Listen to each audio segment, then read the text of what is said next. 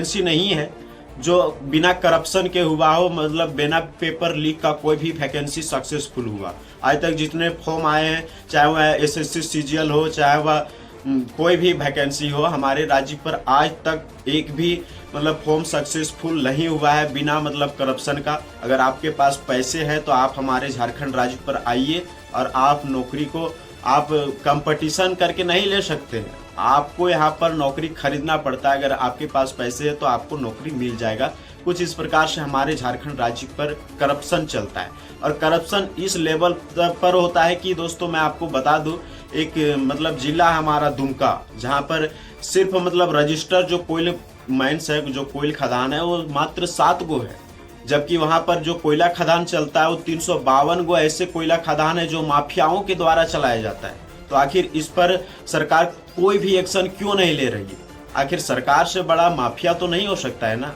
सरकार के पास सब चीज है, पुलिस है, मतलब आर्मी है, बहुत सारे सेना है। उस सेना को भेज करके वो एक माफिया को का जो गैंग है उस गैंग को नहीं खत्म कर सकते।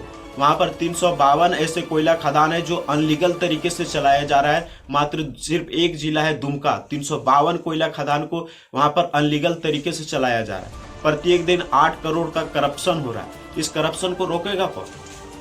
राज्य सरकार को ही रोकने की जिम्मेदारी बनती है ना, क्योंकि राज्य सरकार को हम सब चुन करके बैठाए हैं कि ये मतलब हम सब के साथ न्याय करेंगे, लेकिन हो कहाँ रहा है?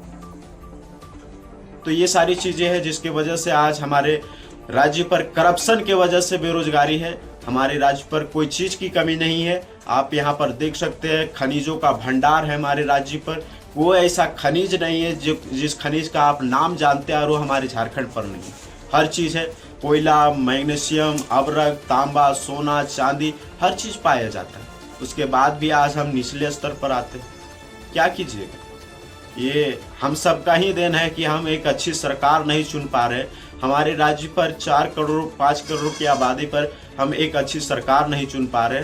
तो ये हम सब में ही कमी है कि हम एक अच्छी सरकार नहीं चुन पा रहे जिसके जो हमारे राज्य की दशा और दिशा दोनों को सुधार सके। जिम्मेदार तो हम ही लोग हैं ना, और जिम्मेदारी हम किसको सौंपेंगे?